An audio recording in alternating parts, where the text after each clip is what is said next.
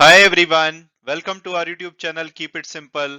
आज के वीडियो में हम बात करेंगे रिलायंस इंडस्ट्रीज के बारे में, जिन्होंने कल यानी कि 22 जुलाई को मार्केट आवर्स के बाद अपने फर्स्ट क्वार्टर के रिजल्ट्स डिक्लेयर किए हैं। हालांकि कंपनी का प्रॉफिट पिछले साल के मुकाबले 41% बढ़ के 19,443 करोड़ रहा है। फिर भी जो नंबर्स हैं बिलो एक्सपेक्टेशन रहे हैं, क्योंकि ऐसा माना जा रहा था कि इनका प्रॉफिट 100% तक भी बढ़ सकता है। तो आज के वीडियो में हम इस टॉपिक को डिटेल में डिस्कस करेंगे और ये भी बात करेंगे कि क्या इस बेसिस पे मंडे को रिलायंस का शेयर गिर सकता है, और अगर ऐसा होता है तो क्या हमें इसे खरीदना चाहिए या नहीं। तो इन सभी बातों को भी हम वीडियो में कवर करेंगे। और आगे बढ़ने से पहले अगर आपने अभी तक चैनल को सब्सक्राइब नहीं किया है तो प्लीज सब्सक्राइब करके हमें मोटिवेट कीजिए। तो सबसे पहले अगर हम जून क्वार्टर के जो फाइनेंशियल्स हैं उनकी की हाइलाइट्स की बात करें, तो जो कंसोलिडेटेड प्रॉफिट है पिछले क्वार्टर के मुकाबले 7.9% बढ़ के 19,443 करोड़ रहा है, और पिछले साल के मुकाबले ये 41% बढ़ा है। हालांकि जो ब्लूमबर्ग के एनालिस्ट ने एक्सपेक्ट किया था वो 21,615 करोड़ किया था, तो वहां से इनका प्रॉफिट काफी कम रहा है। और उसकी वजह है कि जो इनकी हायर फाइनेंस कॉस्ट है, क्योंकि पीछे इंटरेस्ट रेट बढ़े हैं, साथ साथ में बहुत सारा क्रूड ऑयल इंपोर्ट करते हैं, तो रुपी डेप्रिसिएशन इनको नेगेटिवली इम्पैक्ट कर रहा है। इसके अलावा जो अदर इनकम है वो इनकी इस बार कम रही है, तो इस वजह से इनका जो प्रॉफिट है वो उम्मीद से कम रहा है। अगर रेवेन्यू फ्रॉम ऑपरेशन की बात करें तो 5% बढ़ के 2,23,113 करोड़ रहा है। यहाँ पे भी जो एस्टिमेट था 2,25,000 करोड़ से ज्यादा का था, तो यहाँ पे भी कंपनी ने अपने एस्टिमेट्स को मिस किया है। ऑपरेटिंग मार्जिन की बात की जाए तो ऑयल प्राइसेस बढ़ने की वजह से मार्जिन काफी अच्छे हुए हैं। तो मार्च में 15.1% थे, जो कि बढ़ करके 17.3% हो गए हैं। हालांकि अगर ओवरऑल नेट डेट की बात की जाए कंपनी के, तो कंपनी का जो ग्रॉस डेट है 2,63,000 करोड़ है। Cash and cash equivalent company के पास 2,05,000 करोड़ है। तो नेट बेसिस पे जो डेट है वो लगभग अब 58,000 करोड़ हो गया है, जो कि मार्च में 35,000 करोड़ था। यानी कि डेट बड़ा है, जिसकी वजह से इंटरेस्ट कॉस्ट पे भी इनको प्रेशर पड़ रहा है।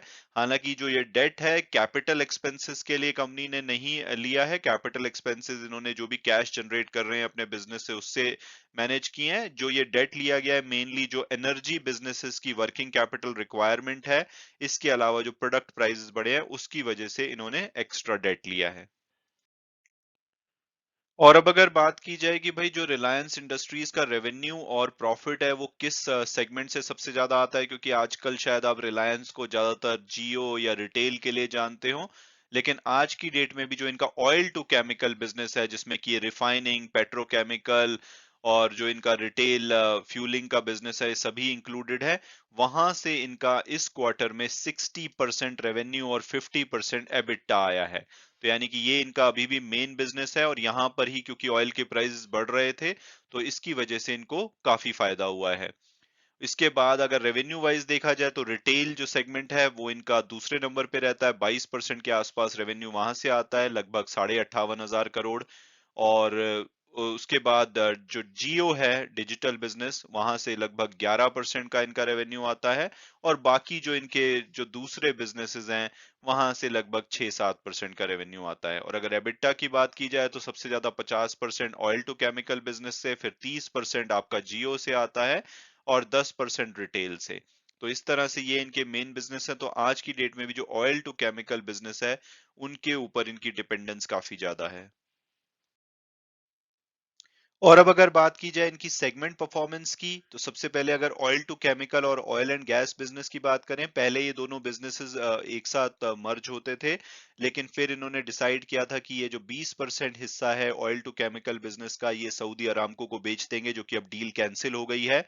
तो उस वजह से इन्होंने इन दोनों बिजनेसेस को सेपरेट किया था। लेकिन आने वाले टाइम में आप देखेंगे कि दोबारा से ये दोनों बिजनेसेस मर्ज कर दिए जाएंगे रिपोर्टिंग के लिए। लेकिन आज की डेट में इन दोनों बिजनेसेस की जो रिपोर्टिंग है वो अलग होती है। ऑयल टू केमिकल में मेनली इनके रिफाइनिंग बिजनेस, पेट्रोकेमिकल्स, और उसके अलावा जो इनका बीपी के साथ जो रिटेल फ्यूलिंग आउटलेट का बिजनेस है वो इसमें इंक्लूडेड है। ऑयल एंड गैस में जो ये क्रूड ऑयल एक्सप्लोर करते हैं, प्रोसेस करते हैं, वो बिजनेस इसमें इंक्लूडेड है। तो अगर ऑयल टू केमिकल की बात की जाए तो पिछले क्वार्टर के मुकाबले 11% प्रॉफिट बढ़ के लगभग 1,62,000 करोड़ रहा है। मार्जिन इनके 12.3% हो गए हैं, पिछले क्वार्टर में 9.8% थे। ऑब्वियसली जो ऑयल के प्राइसेस बढ़े हैं उससे इनको फायदा हुआ है। इसके अलावा अगर ऑपरेटिंग प्रॉफिट की बात की जाए तो पिछले क्वार्टर के मुकाबले 39.2% और पिछले साल के मुकाबले 62.6% बढ़ के 19,888 करोड़ रहा है। और इसमें भी अगेन जो फ्यूल के प्राइस बढ़े हैं, बेटर वॉल्यूम हुए हैं, उसकी वजह से इनके प्रॉफिट में बढ़ोतरी देखी गई है। और यही मेन इनका सेगमेंट है जिसकी वजह से इनके जो फर्स्ट क्वार्टर के रिजल्ट हैं काफी अच्छे लग रहे हैं। और अगर नेगेटिव साइड की बात की जाए तो ये क्रूड ऑयल को इंपोर्ट करके उसको रिफाइन करके पेट्रोकेमिकल प्रोडक्ट बना के एक्सपोर्ट करते हैं। तो जो क्रूड ऑयल ये इंपोर्ट कर रहे थे उसकी कॉस्ट बढ़ने की वजह से साथ साथ में जो इनके फ्यूल स्टेशन है वहां पे गवर्नमेंट ने कैप लगा रखी थी अप्रैल के बाद, शुरू के कुछ दिनों के बाद प्राइसेस नहीं बढ़े हैं, तो इसकी वजह से इनको नुकसान हुआ है। साथ साथ में रशियन जो क्रूड ऑयल है उसको भी ढंग से इंपोर्ट नहीं कर पाए हैं, तो उसका भी फायदा ये ज्यादा नहीं ले पाए हैं। और अगर ऑयल एंड गैस बिजनेस की बात की जाए तो वहां पे इनका 81% पिछले क्वार्टर के मुकाबले और 3 टाइम्स प्रॉफिट बढ़ा है। पिछले साल के मुकाबले 3,625 करोड़ रेवेन्यू रहा है, सॉरी रेवेन्यू, और प्रॉफिट 76% क्वार्टरली और 3 टाइम्स पिछले साल के मुकाबले बढ़ा है। और इसमें भी इम्प्रूव जो गैस प्राइस रियलाइजेशन है और इनका केजी डे 6 जो बेसिन है वहां पे जो प्रोडक्शन इंप्रूव हुई है उसकी वजह से ये इंप्रूवमेंट देखी गई है। और अब अगर बात की जाए इनके रिटेल और डिजिटल सेगमेंट जिसमें कि जियो आता है, तो सबसे पहले अगर रिटेल को देखें तो इसमें जो ऑपरेटिंग इनकम है मार्जिनली पिछले क्वार्टर के मुकाबले 1.5% बढ़ी है। और उसका मेन रीजन है कि कोविड 19 सिचुएशन जब नॉर्मल हो रही है तो ओवरऑल इनके कस्टमर, जो रिटेल के कस्टमर हैं, वो बढ़ रहे हैं। और अगर पिछले साल के मुकाबले देखा जाए तो पिछले साल तो सेकेंड वेव आई हुई थी कोविड की, तो वहां पे फुटफॉल काफी कम था, तो वहां से 54% इनकी ऑपरेटिंग इनकम बढ़ी है। फुटफॉल देखा जाए तो इनका 17.5 करोड़ रहा है जो प्री कोविड लेवल से 19% बढ़ा है। और अगर इनके डिजिटल विजिट्स और फुटफॉल दोनों को देखा जाए तो 22 करोड़ रहे हैं रिटेल सेगमेंट में, जो कि प्री कोविड लेवल से 60% बढ़े हैं। अगर बात की जाए जियो की तो इनका रेवेन्यू 5.3% बढ़ा है क्वार्टर ऑन क्वार्टर बेसिस पे। और एवरेज रेवेन्यू पर यूजर है जो 175.7 हो गया है। कंपनी अल्टीमेटली पहले 200 और फिर 300 रुपए तक इसको बढ़ाना चाहती है, तो ये पिछले क्वार्टर के मुकाबले 4.8% बढ़ा है। हालांकि थोड़ी सी अर्निंग इनकी ऑफसेट हुई है, जो इन्फ्लेशनरी प्रेशर है ऑपरेटिंग कॉस्ट को लेकर के, उसकी वजह से इनकी अर्निंग पे थोड़ा सा जियो के केस में दबाव देखा गया है। यहाँ पे भी इन्होंने अपने जो एस्टिमेट थे उसको मिस किया है। हालांकि ओवरऑल टोटल कस्टमर बेस अब इनका 41.99 करोड़, लगभग 42 करोड़ इनके कस्टमर्स हैं। और कंपनी ने 9.7 मिलियन यानी कि लगभग 97 लाख आप कस्टमर बोल सकते हैं जून क्वार्टर में ऐड किए हैं। और अब अगर एवरेज रेवेन्यू पर यूजर की जर्नी की बात की जाए तो ये एक टाइम पे जब 2018 फाइनेंशियल ईयर था तो 150 रुपए से ऊपर रहता था, लेकिन फिर एक बार के लिए 120 रुपए तक भी नीचे गिर गया था जब कंपटीशन बहुत ही ज्यादा इंटेंस हो रहा था। लेकिन अब लगातार इसमें इंप्रूवमेंट देखी जा रही है और अब ये आप देख सकते हैं कि अपने हाईएस्ट लेवल 175 के आसपास पहुंच गया है और यहाँ से भी फर्दर इंप्रूवमेंट होने की उम्मीद है। और अगर हम इनकी EBITDA year over year journey की बात करेंगे तो पिछले साल जो जून क्वार्टर था वहां पे इनको 27,550 करोड़ का एबिटा हुआ था, जो कि इनका बढ़कर के 40,000 करोड़ से ज्यादा हुआ है। उसमें से मेनली ऑयल टू केमिकल और oil and gas business, again crude oil prices बढ़ने की वजह से, जिसकी वजह से इनके ऊपर विंडफॉल गेन टैक्स भी लगाया गया है, तो ये रहे हैं। इसके अलावा रिटेल में लगभग 1900 करोड़ और डिजिटल सर्विसेज में 2400 करोड़ रुपए के आसपास का इम्प्रूवमेंट देखी गई है। हालांकि जो इनके जो दूसरे बिजनेस हैं वहां पे नेगेटिव इम्पैक्ट है, 1303 करोड़ इन्होंने लूज किया है। और अब अगर बात की जाए कि भाई इनके जो रिजल्ट्स बिलो एक्सपेक्टेशन आए हैं तो क्या इसकी वजह से मंडे को इनका शेयर नीचे गिर सकता है, तो हमारी तो मार्केट आवर्स क्लोज होने के बाद कल रिजल्ट डिक्लेयर किए गए हैं। लेकिन अगर हम इनके लंदन स्टॉक एक्सचेंज में जो जीडीआर ग्लोबल डिपॉजिटरी रिसीट जो लिस्टेड है उसके हिसाब से कुछ हिंट लेने की कोशिश करें तो रिजल्ट डिक्लेयर करने से पहले ये $63.4 पे ट्रेड कर रहा था। दिन भर में इसने अच्छी मूव दिखाई थी, लेकिन रिजल्ट आने के बाद इसमें गिरावट देखी गई, लगभग 2% इनका शेयर गिरा है। हालांकि ओवरऑल 0.4% गिरा है।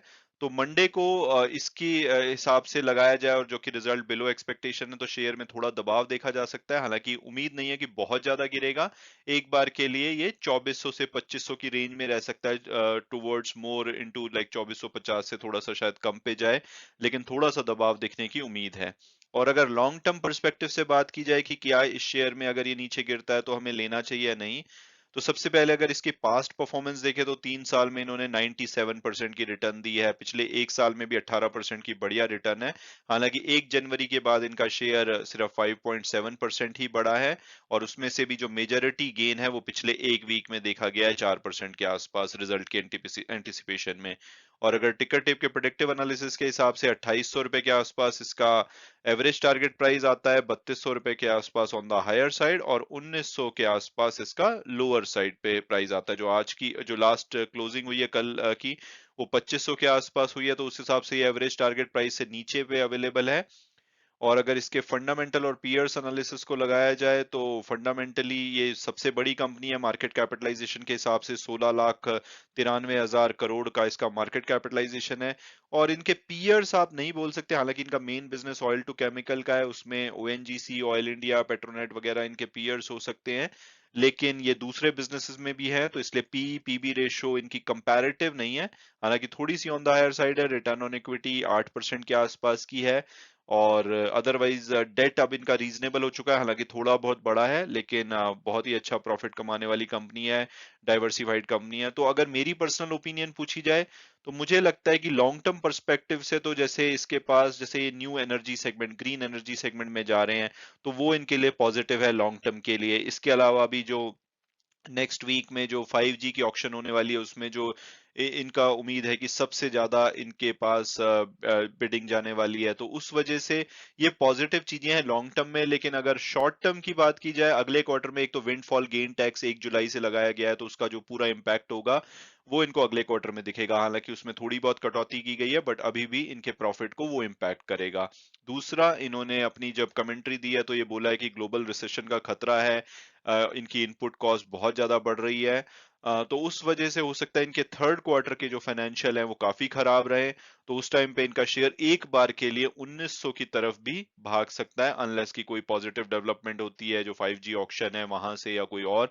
बट एक बार के लिए जा सकता है, बट अगर इनका शेयर आपको 2000 के आसपास मिलता है तो मुझे लगता है कि लॉन्ग टर्म के लिए बहुत ही इंपॉर्टेंट शेयर हो सकता है, या आपके पोर्टफोलियो में जरूर होना चाहिए, क्योंकि हो सकता है आने वाले टाइम में जियो या रिटेल बिजनेस को सेपरेटली लिस्ट कराएं, तो उस टाइम पे इनकी वैल्यू बढ़ सकती है, वैल्यू अनलॉक हो सकती है, और साथ साथ में जो न्यू ग्रीन एनर्जी में ये बहुत बढ़ चढ़ के अपनी इन्वेस्टमेंट कर रहे हैं उसका भी फायदा इनको मिल सकता है। हालांकि वीडियो क्लोज करने से पहले मैं हमेशा की तरह डिस्क्लेमर दूंगा कि जो भी व्यूज थे वो मेरे पर्सनल थे, अगर आप इसमें इन्वेस्ट करना चाहते हैं तो अपनी फर्दर रिसर्च के बेसिस पे ही कीजिए। Thanks so much for watching the video and God bless you all.